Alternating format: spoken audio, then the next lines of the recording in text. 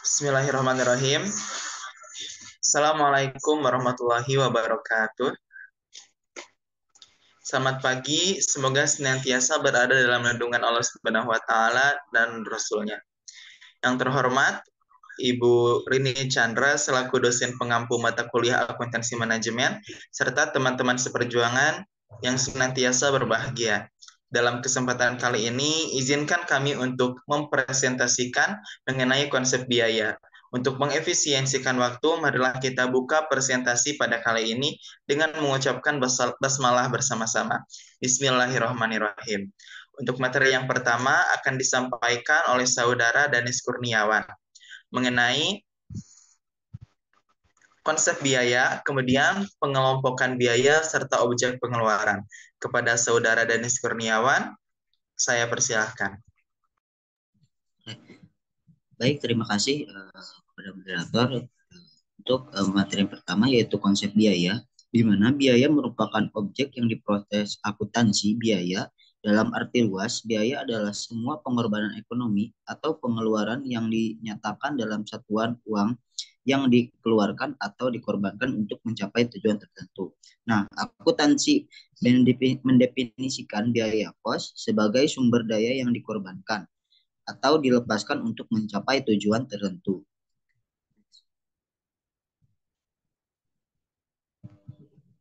Nah, di sini itu ada pengelompokan biaya yang dimana terbagi menjadi 5. Yang pertama itu pengelompokan menurut objek pengeluaran. Nah, di mana biasanya dilakukan untuk memberikan gambaran yang lebih rinci tentang sumber pengeluaran dalam suatu organisasi atau bisnis. Yang kedua itu ada pengelompokan menurut fungsi pokok dalam perusahaan, yang dimana membantu dalam memahami dan mengelola berbagai jenis biaya berdasarkan aktivitas utama atau fungsi yang dikeluarkan oleh perusahaan. Yang ketiga itu ada menurut hubungan biaya dengan suatu yang dibiayai. Jadi hubungan dengan suatu yang dibiayai dapat dibagi menjadi 2 kategori utama, yaitu biaya langsung dan tidak langsung. Nah, untuk pengelompokan ini penting karena mempengaruhi perhitungan harga pokok, penentuan ataupun produk dan layanan. Untuk yang keempat itu ada menurut perilakunya dan hubungan dengan perubahan volume kegiatan. Yang dimana biaya ini penting untuk merencanakan keuangan dan mengembalikan keputusan manajerial. Manajemen perusahaan itu perlu memahami bagaimana biaya akan bertambah seiring perusahaan volume kegiatan agar dapat mengelola sumber daya dan mengoptimalkan profitabilitasnya. Nah, yang kelima itu yang terakhir itu menurut jenjang waktu. Manfaatnya yaitu terbagi menjadi 2 bagian, yaitu menjadi yang pertama itu terpusat, yang kedua itu biaya terbagi. Nah, terpusat itu apa? Biaya yang terkait dengan suatu periode waktu tertentu dan tidak dapat diatribusikan langsung ke produk ataupun layanan. Terus yang selanjutnya itu biaya terbagi. Nah, biaya yang terbagi ini biaya yang dapat diatribusikan langsung ke produk ataupun layanan tertentu. Contohnya saja biaya bahan baku.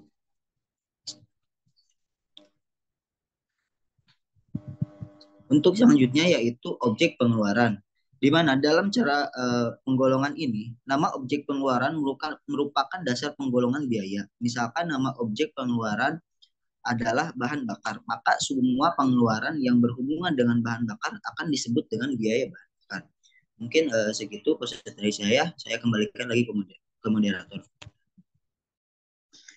Saya ucapkan terima kasih banyak kepada Saudara Danis Kurniawan yang telah memaparkan materinya dengan baik. Untuk selanjutnya, materi mengenai biaya produksi dan biaya non-produksi, biaya langsung dan biaya tidak langsung, serta pembebanan biaya ke objek biaya yang akan disampaikan oleh Saudara Rofi Munawarul Ihsan. Kepadanya saya persilakan. Baik, terima kasih kepada moderator. Untuk selanjutnya yaitu biaya produksi dan biaya non produksi. Biaya produksi merupakan biaya yang dikeluarkan dalam pengolahan bahan baku menjadi produk. Nah, Contohnya itu ada biaya bahan baku. Nah, biaya bahan baku itu merupakan bahan awal atau masih mentah yang dalam yang bisa kita yang nantinya akan kita proses menjadi sebuah produk yang bernilai. Dan yang kedua, adanya pengolahan bahan baku dalam proses produksi. Bahan baku tanpa diolah oleh tenaga kerja tidak akan menghasilkan barang atau produk yang layak untuk dijual. Dan untuk selanjutnya, contoh ketiga ada biaya overhead pabrik. Semua biaya produksi di luar bahan baku dan tenaga kerja langsung. Contohnya biaya pemeliharaan mesin, reservasi, serta asuransi pabrik. Dan yang kedua ada biaya non produksi. Nah, biaya non produksi merupakan biaya yang dikeluarkan untuk kegiatan non produksi. Contohnya biaya penjualan dan biaya administrasi. Nah, biaya penjualan meliputi kayak untuk pemasaran, contohnya seperti membuat spanduk, poster, iklan dan lain-lain. Untuk yang administrasinya itu merupakan biaya-biaya untuk mengkoordinasi kegiatan produk dan pemasaran produk.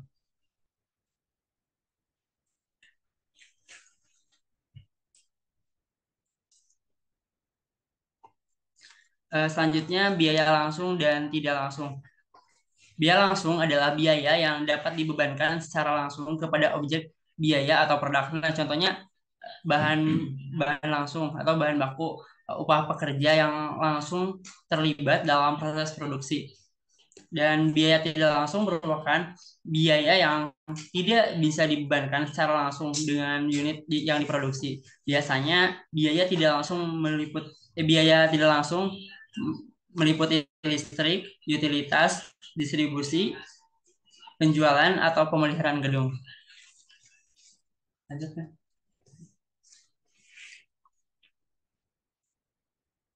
Nah, di sini ada pembebanan biaya ke objek biaya. Nah, contohnya itu kita dalam membuat majalah nih. Nah, di dalam biaya langsungnya itu contohnya kita eh, kertas untuk majalahnya. Jadi biaya-biaya yang untuk kayak untuk output pengolahan, untuk inputnya pengolahan apa untuk mencetak majalah kan untuk perlu kayak kertasnya gitu. Nah, ditelusuri biayanya dan terjadilah ntar dibuatnya majalah sport. Dan untuk biaya tidak langsungnya contohnya itu sewa gedung. Nah, kan dalam dalam pembuatan ntar majalah kan ada itunya juga biaya biaya yang tidak hanya untuk intinya saja tapi kan harus menyewa gedungnya juga. Nah, di sini biaya tidak langsungnya itu biaya biaya sewa gedung gitu. Dan outputnya itu membuat majalah sport. Sekian dari saya kembalikan ke moderator. Terima kasih kepada saudara Ustaz yang yang telah telah memaparkan materinya. materinya. Untuk selanjutnya materi mengenai biaya berdasarkan waktu manfaatnya, kemudian biaya per unit dan sektor perusahaan yang akan disampaikan oleh Saudari Rahmi. Pada Rahmi, siapa silakan. Baik, terima kasih kepada moderator yang sudah mempersilahkan waktunya. Di sini saya yang pertama membahas biaya berdasarkan waktu dan manfaatnya. Biaya berdasarkan waktu dan manfaatnya ini terbagi menjadi dua. Yang pertama ada kapital ekspeditur dan yang kedua ada revenue ekspeditur. Yang pertama itu adalah kapital ekspeditur. Ekspeditur ini adalah biaya investasi jangka panjang. Biaya ini bisa berbentuk pembelian mesin baru atau pengembangan fasilitas baru. Tujuannya itu didukung untuk operasi sehari-hari, juga untuk mendorong perusahaan bertumbuh secara jangka panjang. Lalu yang kedua yaitu revenue ekspeditur. Revenue ekspeditur ini adalah kebalikan dari kapital ekspeditur, di mana revenue ekspeditur ini pengeluarannya diperuntukkan untuk memenuhi kebutuhan operasional bisnis sehari-hari. Contohnya itu seperti pemeliharaan mesin, pembersihan mesin agar bisa beroperasi seperti biasanya. Next slide. Next slide. Lalu di sini ada biaya per unit.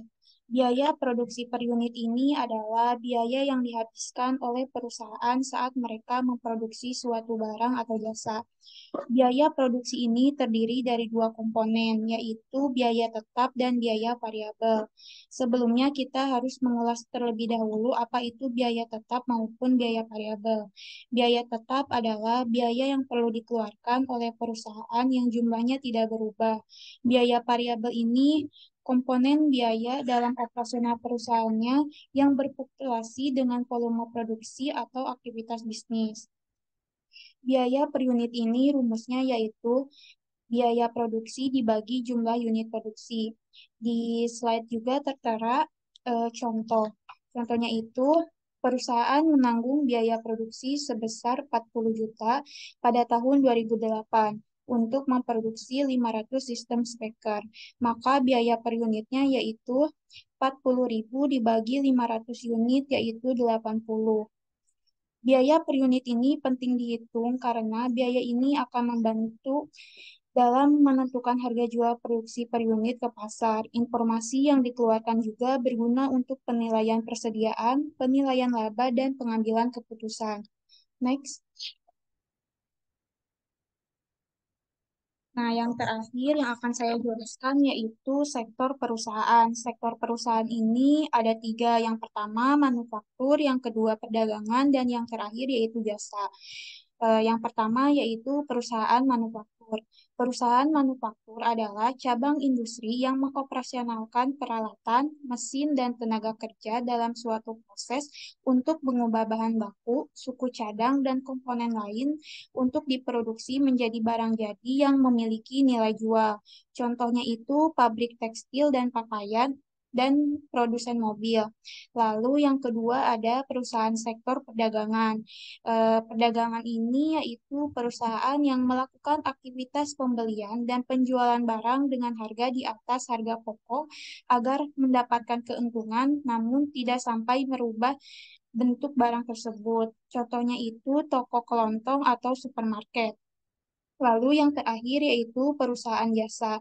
Perusahaan jasa adalah suatu bisnis yang memiliki aktivitas produksi yang produknya tidak berwujud atau jasa yang bertujuan untuk memenuhi kebutuhan para konsumen dan mendapatkan keuntungan. Contohnya itu seperti jasa transportasi. Baik, sekian presentasi dari saya. Dilanjutkan ke presentasi selanjutnya. Baik, terima kasih kepada Saudari Rahmi yang telah menjelaskan materinya dengan baik. Untuk selanjutnya yaitu materi terakhir yang disampaikan oleh Saudara Alvina Rahman Sidik mengenai jenis-jenis persediaan serta klasifikasi biaya produksi. Kepada Saudara Alvina Rahman Sidik, saya persilakan. Oke, baik. Terima kasih, moderator. Untuk materi selanjutnya yaitu mengenai jenis-jenis persediaan.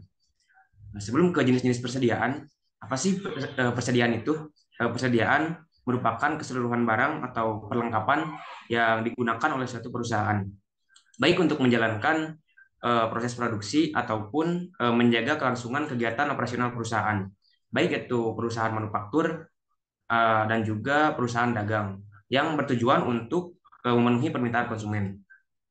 Nah, setelah mengetahui apa sih persediaan itu, maka langsung lanjut saja ke jenis-jenis persediaan. Yang pertama itu ada persediaan bahan langsung. Persediaan bahan langsung adalah stok bahan mentah atau komponen yang digunakan dalam proses produksi untuk membuat produk akhir. Contohnya baja untuk perusahaan manufaktur mesin, kain untuk perusahaan garmen, dan juga kayu untuk perusahaan pembuatan furniture atau mebel. Kemudian yang kedua itu ada persediaan barang dalam proses. Persediaan barang dalam proses adalah barang atau produk yang sedang dalam tahap produksi tetapi masih belum selesai. Contohnya mobil yang sedang dalam proses perakitan di pabrik otomotif. Kemudian yang ketiga, persediaan barang jadi. Persediaan barang jadi adalah produk yang telah selesai diproduksi dan siap untuk dijual kepada pelanggan. Contohnya mobil yang telah selesai dirakit dan kemudian setelah siap untuk dikirim ke dealer.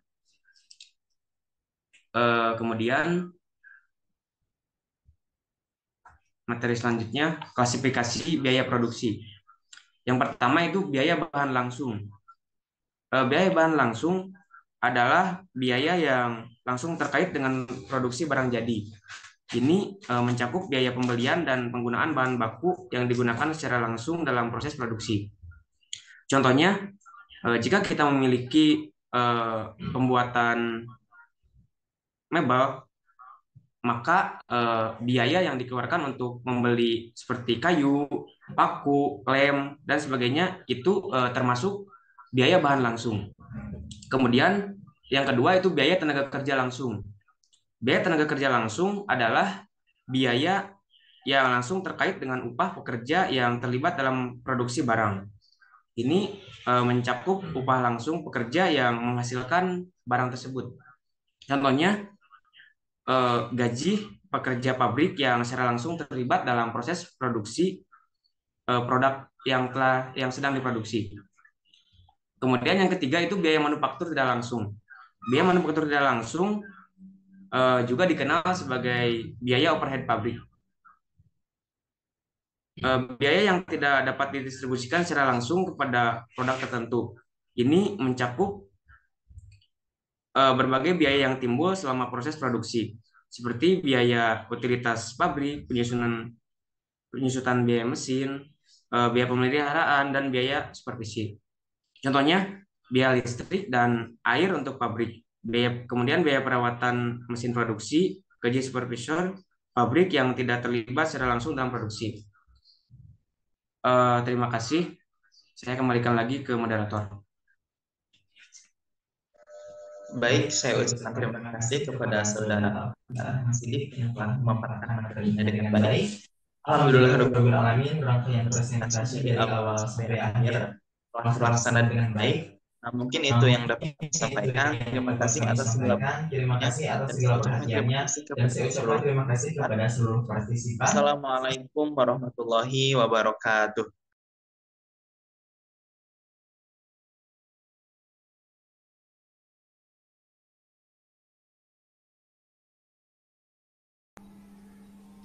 Assalamualaikum warahmatullahi wabarakatuh. Nama saya Dela Tripatiwi dengan NIM 220201118.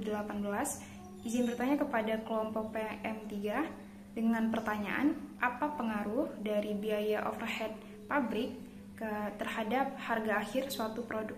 Terima kasih. Baik, perkenalkan nama saya Rahmi Amelia akan menjawab pertanyaan dari Dela terkait tentang biaya overhead. Biaya overhead dapat memiliki pengaruh signifikan pada harga akhir suatu produk. Pengaruhnya terlihat dalam proses penetapan harga sebagai berikut. Yang pertama, penetapan harga. Biaya overhead harus diakomodasikan dalam penetapan harga agar perusahaan dapat mencapai laba yang diinginkan. Lalu yang kedua yaitu persaingan pasar. Jika overhead tinggi, perusahaan mungkin cenderung penetapan harga yang lebih tinggi. Yang ketiga yaitu rentabilitas. Biaya overhead yang efisien dapat meningkatkan rentabilitas perusahaan karena memastikan bahwa harga jual mencakup semua biaya produksi. Lalu yang keempat, keputusan investasi. Manajemen harus mempertimbangkan biaya overhead saat membuat keputusan investasi. Yang kelima, analisis margin keuntungan, yaitu menilai margin keuntungan produk setelah memperhitungkan biaya overhead, membantu perusahaan memahami kontribusi produk terhadap laba keseluruhan. Dengan memahami dan mengelola biaya overhead dengan efisien, perusahaan dapat mengoptimalkan penetapan harga, meningkatkan daya saing, dan mencapai hasil keuntungan yang lebih baik. Terima kasih.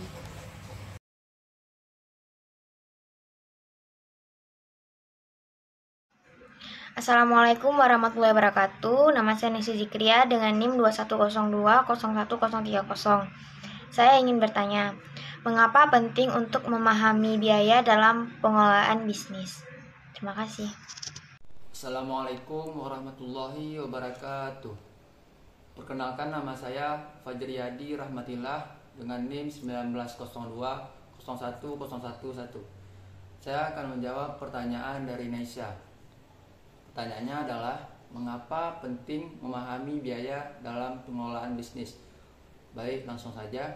Dalam pengelolaan bisnis, memahami biaya tentunya sangat penting untuk dilakukan.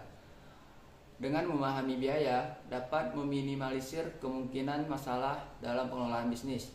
Dengan tidak memahami biaya, maka akan sulit untuk mengetahui dengan pasti uang yang masuk maupun yang keluar. Dengan memahami biaya dengan efektif, dapat menciptakan tujuan dalam pengelolaan bisnis tanpa perlunya pengeluaran yang ekstra. Di sini saya akan menjelaskan lagi bahwa biaya merupakan suatu pengeluaran modal yang dilakukan untuk menghasilkan produk maupun jasa.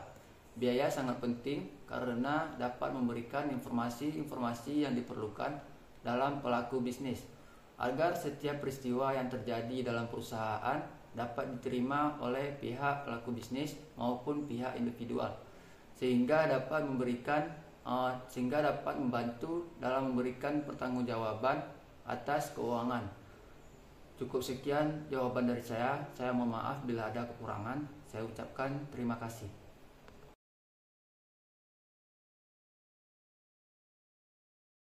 Assalamualaikum warahmatullahi wabarakatuh. Perkenalkan, nama saya Umi Fitriani dengan NIM 2202011090. Izin bertanya, berdasarkan materi tersebut, apakah biaya produksi bisa diminimalisir? Jika bisa, bagaimana cara meminimalisirnya? Sekian dari pertanyaan saya. Wassalamualaikum warahmatullahi wabarakatuh. Saya Muhammad Rizal Maharum. Di sini saya akan menjawab pertanyaan dari saudari Umi Fitriani terkait apakah biaya produksi dapat diminimalisir. Jika bisa diminimalisir, bagaimana cara meminimalisir biaya produksi? Tentunya bisa ya. Yang pertama yaitu dengan melakukan perencanaan persediaan bahan baku.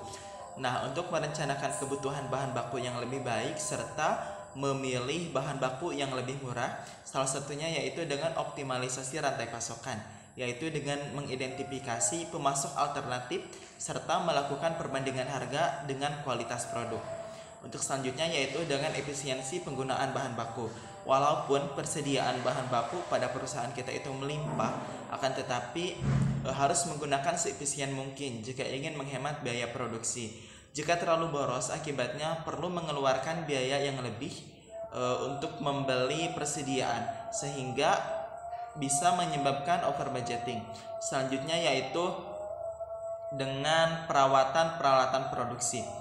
Jika tidak ingin mengeluarkan biaya tambahan untuk perbaikan alat produksi, maka harus melakukan perawatan produksi jangka panjang. Jangan sampai alat produksi rusak sehingga perlu mengeluarkan biaya yang lebih ekstra.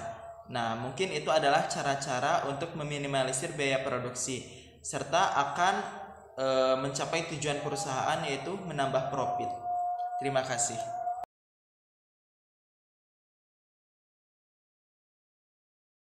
Assalamualaikum warahmatullahi wabarakatuh. Saya Siti Zuraira dengan NIM 200201035 ingin bertanya kepada kelompok anak PMM dalam mata kuliah akuntansi manajemen. Dari materi yang telah disampaikan yaitu konsep biaya. Di dalam materi kan tertera itu jenis-jenis persediaan. Jenis-jenis persediaan itu kan ada 3: persediaan bahan baku langsung, persediaan barang dalam proses, persediaan barang jadi. Nah, bisa dijelaskan maksud dari ketiga jenis persediaan tersebut dan berikan contoh dari masing-masing jenis-jenis persediaan tersebut. Terima kasih. Baik, di sini saya akan menjawab pertanyaan dari Siti Juhairoh, yang dimana pertanyaannya yaitu jenis-jenis persediaan terdiri dari 3 jenis. Yang pertama itu ada jenis persediaan bahan langsung, terus yang kedua ada jenis persediaan barang dalam proses, yang ketiga ada persediaan barang jadi. Nah, bisa dijelaskan maksud dan berikan contoh dari masing-masing jenis tersebut. Oke, langsung saja saya jawab. Yang pertama itu tadi ada persediaan bahan langsung, yang dimaksud yaitu atau persediaan bahan baku atau material yang digunakan langsung dalam proses produksi. Contohnya yaitu untuk pabrik kertas. Nah, kayu menjadi persediaan bahan langsung. Terus yang kedua ada persediaan barang dalam proses. Untuk persediaan dalam proses adalah persediaan barang yang sedang dalam tahap produksi, belum selesai namun sudah melewati tahap bahan langsung. Contohnya yaitu untuk pabrik sepatu yang sedang dalam proses perakitan menjadi persediaan barang dalam proses. Terus yang terakhir ada persediaan barang jadi. Nah, maksudnya yaitu persediaan produk yang sudah selesai produksi dan siap untuk dijual. Contohnya pada pabrik mobil yang telah selesai dirakit dan siap untuk dikirimkan ke dealer menjadi persediaan barang jadi. Mungkin itu pertanyaan dari jawaban dari saya. Terima kasih. Assalamualaikum warahmatullahi wabarakatuh.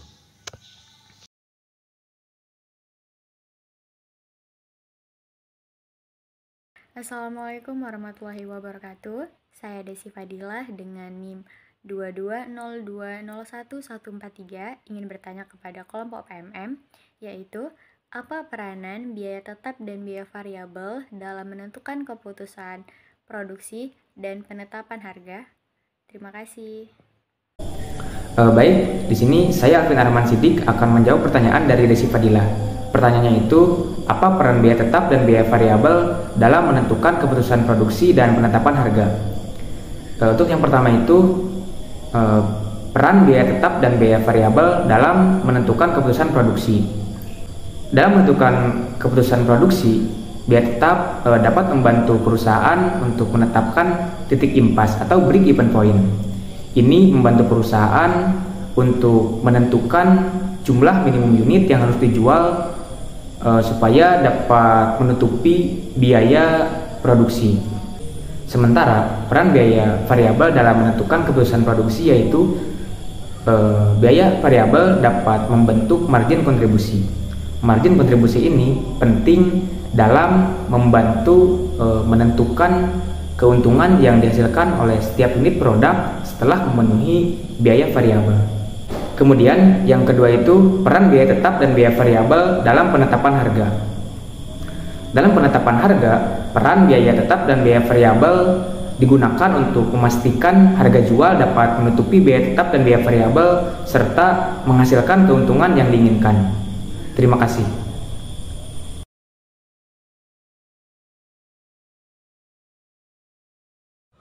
Assalamualaikum warahmatullahi wabarakatuh. Nama saya Fasalibul Khairat dengan NIM 2202010052. Di sini saya ingin bertanya. Pertanyaan saya adalah apa saja keuntungan dan kekurangan menggunakan konsep biaya dalam akuntansi manajemen? Terima kasih. Wassalamualaikum warahmatullahi wabarakatuh. Assalamualaikum warahmatullahi wabarakatuh. Perkenalkan, nama saya Rofi Benulisan. Di sini saya akan menjawab pertanyaan dari Fastabiqul Khairat mengenai apa keuntungan dan kekurangan menggunakan konsep biaya dalam akuntansi manajemen. Untuk keuntungannya, yang pertama ini memudahkan dalam mengambil keputusan. Dengan menghitung biaya secara tepat, memungkinkan manajer mengambil keputusan yang lebih baik dan membantu juga dalam penetapan harga yang kompetitif dan pengalokasian biaya secara efisien. Untuk yang kedua, ini memudahkan dalam perencanaan anggaran yang akurat. Dengan kita mengetahui anggaran secara detail, perusahaan dapat merencanakan anggarannya secara tepat dan akurat di berbagai kegiatan operasional. Untuk kekurangannya, karena fokus konsep biaya ini terhadap biaya, ini akan mengurangi kualitas produk. Kenapa? Karena terkadang untuk penghematan biaya perlu mengorbankan berbagai aspek seperti kualitas dan inovasi.